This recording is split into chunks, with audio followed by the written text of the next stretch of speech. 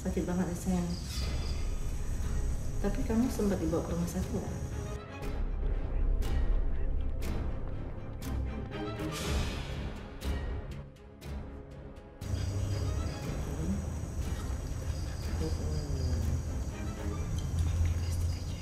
Iya pastinya.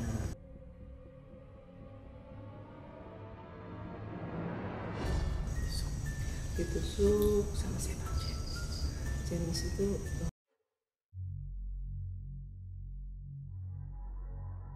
Halo, assalamualaikum warahmatullahi wabarakatuh. Balik lagi sama gue Putri Alfian. Nah, sahabat Putri Alfian, kali ini gue berada di sebuah rumah terbengkalai lagi, yang informasinya dari warga sekitar bahwa rumah ini ditinggalkan karena sang pemilik rumah dan sekeluarga memutuskan untuk pindah keluar kota. Sebenarnya kalau dari warga sekitar nggak ada yang menceritakan tentang apapun, cuma ya kalau mendengar suara-suara itu wajar ya, karena rumahnya sudah tidak berpenghuni bertahun-tahun lamanya. Nah, sebenarnya tanpa basa-basi, gue langsung mau ngajak sahabat Putri Alfian buat explore ke dalam. Tapi di sini gue mau ngingetin jangan lupa untuk like, comment, share, and subscribe. Dan di sini gue juga nggak bosan-bosan menekankan ke sahabat Putri Alfian yang di rumah bahwa gue Putri Alfian tidak memaksa sahabat Putri Alfian untuk percaya dengan apa yang gue lihat, dengan apa yang gue dengar, dan dengan apa yang gue ceritakan. Karena di sini gue Putri Alfian bersama tim hanya mencoba menguak sebuah sejarah atau sebab dan akibatnya. Kalau gitu, kawan kita, let's go. Assalamualaikum.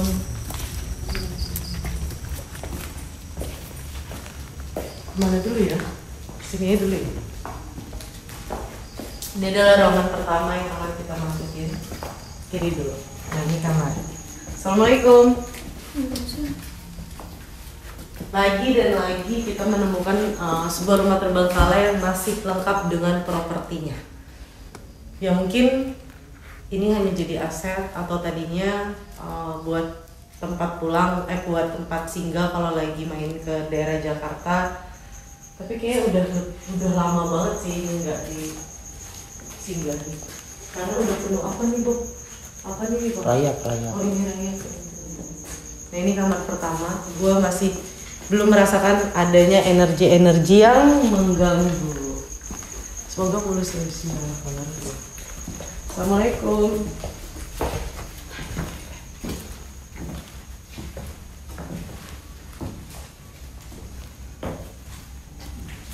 Oh, itu besar.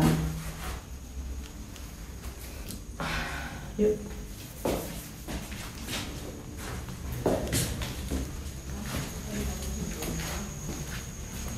Nah, ini adalah kamar kedua. Nah, di kamar ini doang yang rasanya lebih panas ya? Daripada kamar-kamar yang lain. Sayang banget sih. Aku mau lihat tuh barang. Apa itu?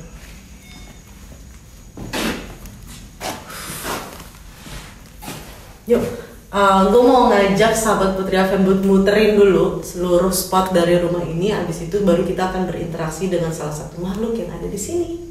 Let's go.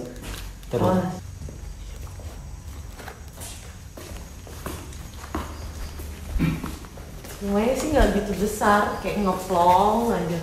Cuman sebenarnya ada dua lukisan kalau nggak salah yang agak gue curigain, karena dua lukisannya itu dipajang terbalik. Wow, enggak, cuma. Assalamualaikum, misi.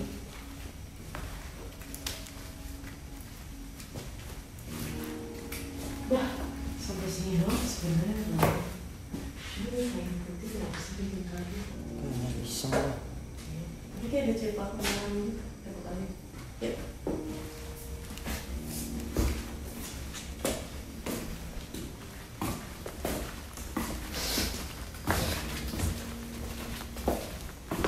Ada 2 meja makan ya? Kaget gue.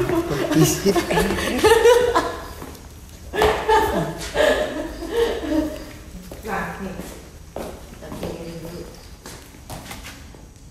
Yang gue bilang, lukisan terbalik satu. Terus yang kita ada di pojok.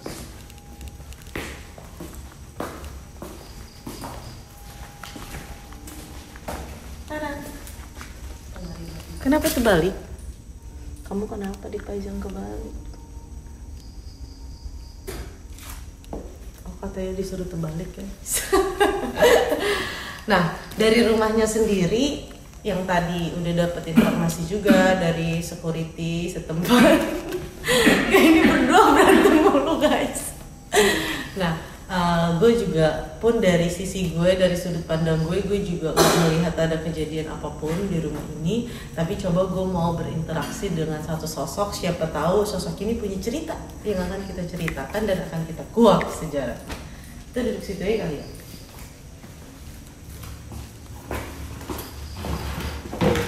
Jadi jatuh nggak boleh di terus ini berapa lagi? Udah yuk sini Bedi, jangan jauh-jauh dari saya butuh Bedi.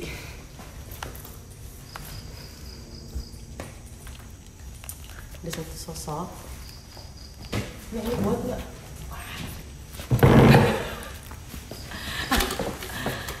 Ada satu sosok nih Bedi, tapi sosoknya asalnya bukan dari rumah ini ya. Tapi lebih dari sosok yang singgah ke rumah ini. Karena rumahnya udah kosong ya. Karena iya, kalau untuk Miss Gay banyak. Di lukisan juga ada sosoknya kayak penari, sinden, solo. Terus kalau gue lebih tertarik sama Uti, maksudnya sorry guys. Uti itu lebih tertarik sama satu sosok. Kalau dari apa nih? Pisnya Ya, dari looknya Chinese. Ya. Dia di sini tuh kenapa? Jadi ditusuk di bagian perut. Oh, oke. Sama pacarnya. James. Kejadiannya tuh kira-kira nggak, maksudnya jauh dari sini lokasinya atau daerah sini juga? Nih di belakang sini. Sebelum ada ini dong berarti? Iya. Sebelum ada bangunan yang di belakang ya? Iya. Enggak, udah ada mah kayaknya. Udah ada. Apa mungkin kejadiannya di situ bisa jadi? Oh, dibuang gitu ya? Iya. Oke. Enggak, kejadiannya soalnya kayak di sebuah kamar hotel. Hotel atau apartemen gitu. Jadi silakan. Yuk pulang. Oh bukan. Salah guys. Sorry.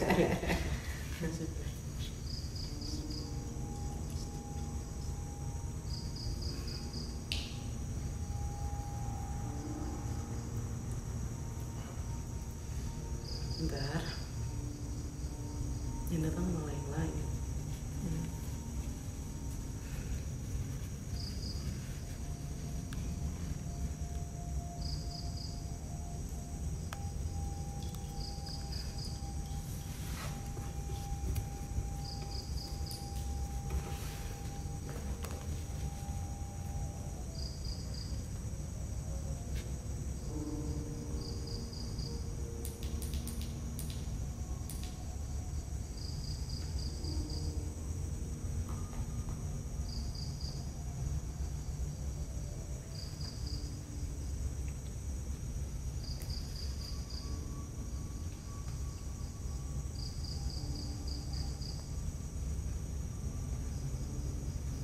Assalamualaikum.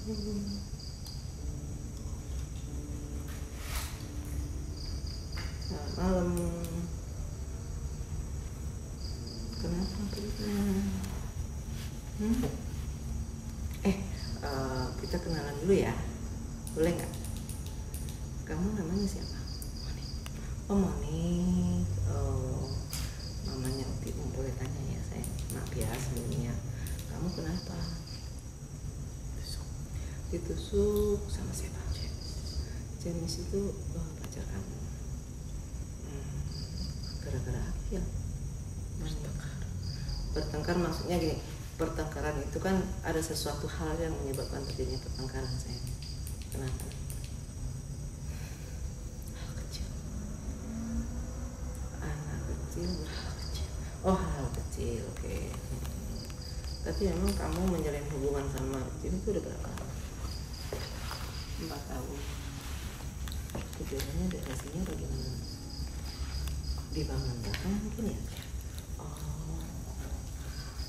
Terus kamu tuh dibuang atau gimana? Oh, ditinggal di kamar itu atau ditinggal? Oh, di kamar itu. Berarti pihak gedung itu tahu dong kejadian. Oh, dirahasiakan. Oke, paham.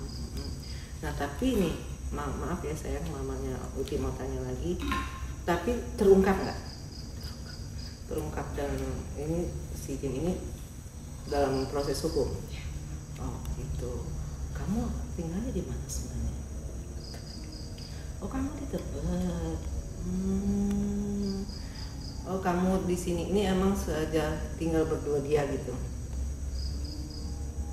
Oh, enggak. Oh, oke. Tapi sebenarnya dalam menjalin hubungan 4 tahun itu udah ada rencana ke jenjang pernikahan belum? Aku lulus. Oh, kamu masih sekolah? Kelas berapa, sayang? Kuliah. Oh, kuliah semester berapa? Di? Oh.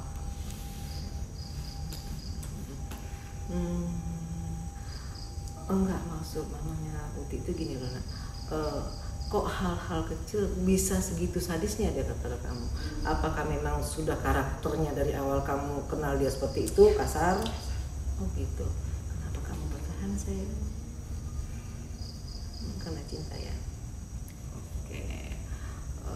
Kamu ini maksud namanya Uti itu kamu tuh sebenarnya masih dalam pengawasan orang tua kan? Nah, kalau si pacarmu ini sudah bekerja kah? Oh, sudah bekerja di perusahaan swasta. Ini mama mau tanya lagi. Sebenarnya hal yang kecil itu apa sih, nak? Oh, masalah chatting. Dia cemburu. Monik yang chatting atau dia yang chatting? Oh, Monik yang chatting. Saat itu Monik chatting sama teman pria atau teman pria. Tadi sebenarnya Monik itu kenapa, nak? Sakit perut ya? Maaf ya sayang, kita ngobrol dulu di sana. Oke, makasih ya nak. Saat itu memang teman chatting kamu itu kamu punya hati atau hanya teman biasa? Oh, teman lama, tapi dia cemburu. Memang dia nggak kenal sama temannya Monik? Oh, nggak kenal. Monik nggak kenalin gitu. Oh, di luar kota, berarti kan chattingannya jarak jauh dong, bukan dalam satu kota kita, satu daerah gitu. Oh gitu. Tapi sebenarnya saat itu Monik udah kasih penjelasan belum? Sudah. Sakit banget ya sayang. Tapi kamu sempat dibawa ke rumah sakit nggak? Oh enggak, langsung diserahin ke pihak keluarga. Tapi yang tidak kamu keturunan Cina sih anak? Oh iya. Maaf ya sayang ya. Papinya Nani?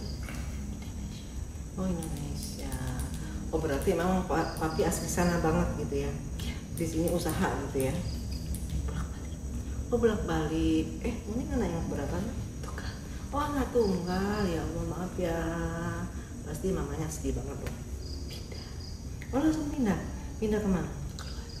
Keluar negeri. Oh, saking putus asanya ya, karena anak satu-satunya udah nggak ada gitu ya.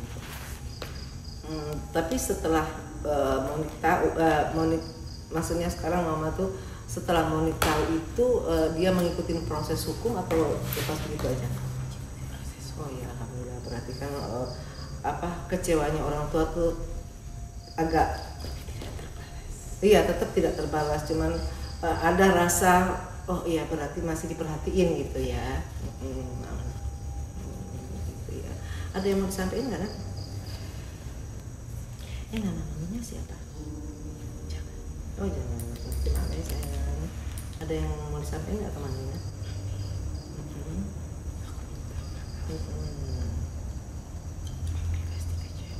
Iya pasti.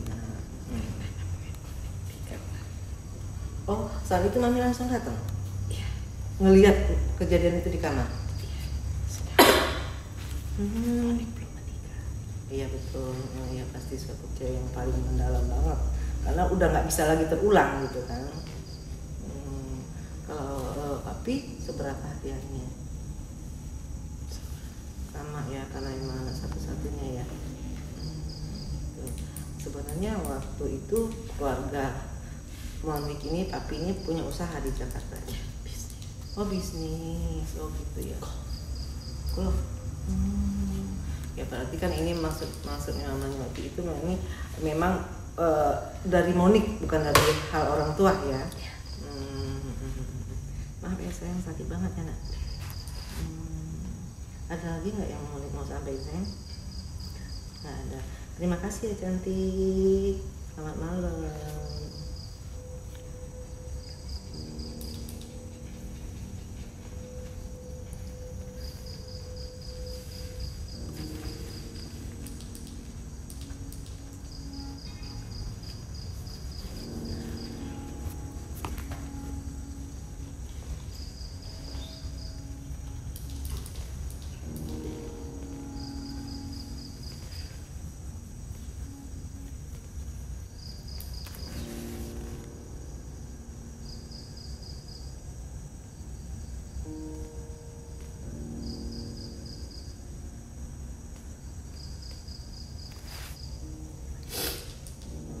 Monik. Apa dulu?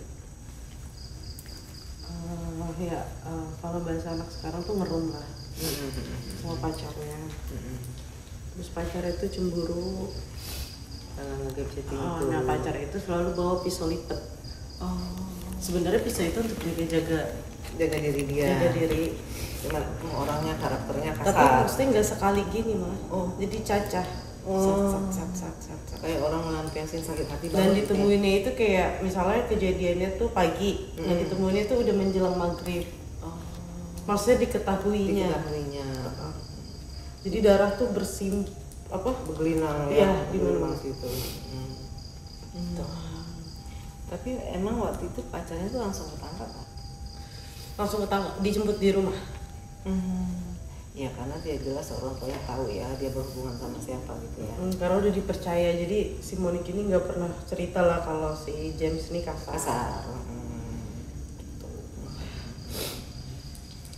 Gitu ya. Ya pengalaman yang bisa kita pelajaran yang bisa kita ambil. Ya itu tadi intinya kita tidak bisa mempercayai siapapun. 100% nggak bisa dipercaya. Terus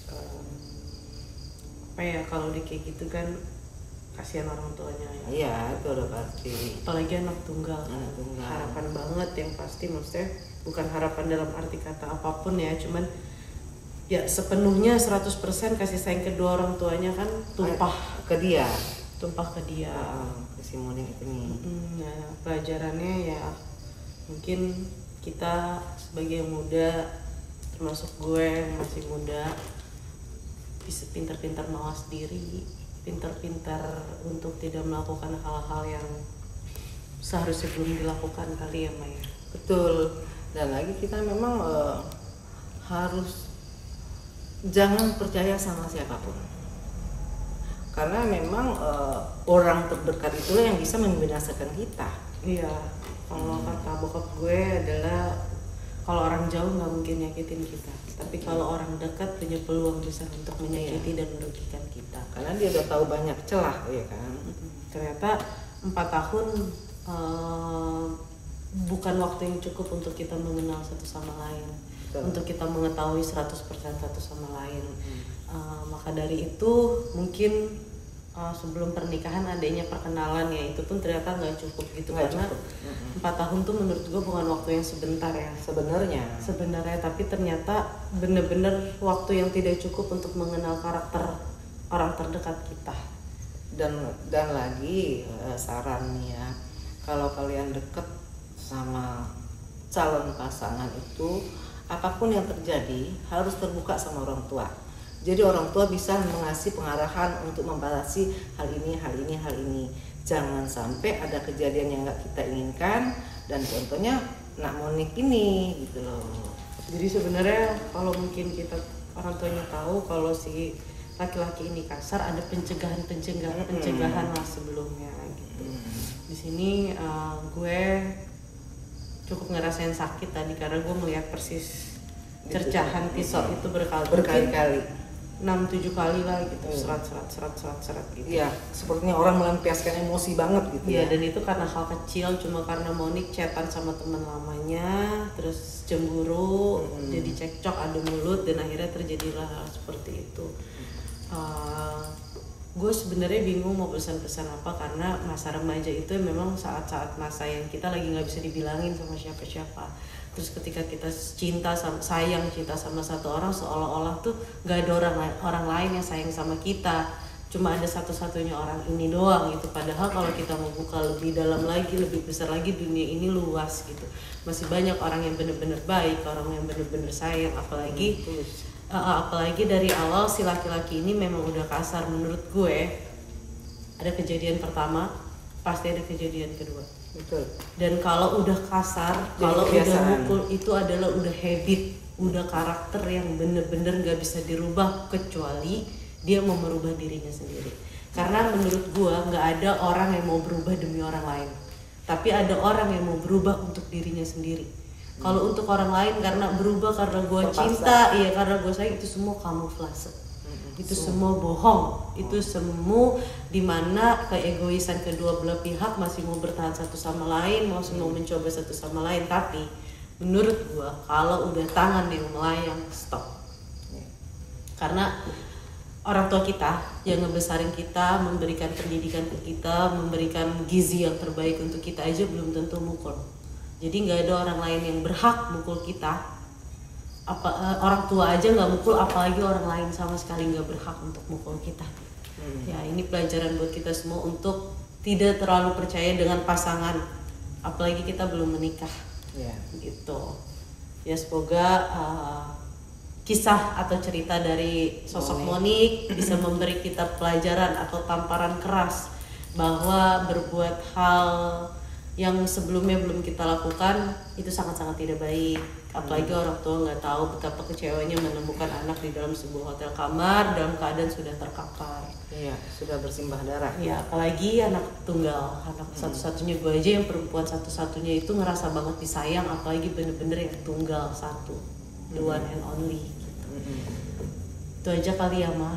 Semoga gue Putri Alfian, Bob, tim Putri Alfian yang ada di belakang layar bisa menjadikan cerita-cerita dari explore video-video kita selama ini menjadi sebuah pelajaran untuk kita lebih mawas diri gitu.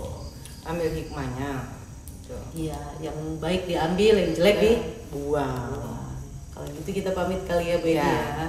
Kalau gitu gue Putri Alfian. Jangan lupa. Oh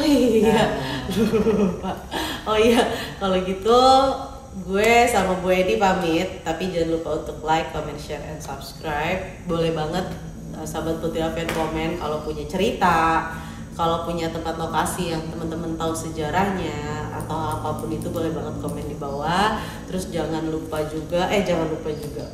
Oke. Terus gue juga di sini Putri Alfian tidak bosan menekankan ke sahabat Putri Alfian yang di rumah bahwa apapun yang terjadi pada saat proses syuting berlangsung itu betul-betul di bawah alam sadar gue atau di luar kendali gue ya, Ma. Mohon maaf kalau ada salah-salah kata maupun perbuatan. Assalamualaikum warahmatullahi wabarakatuh.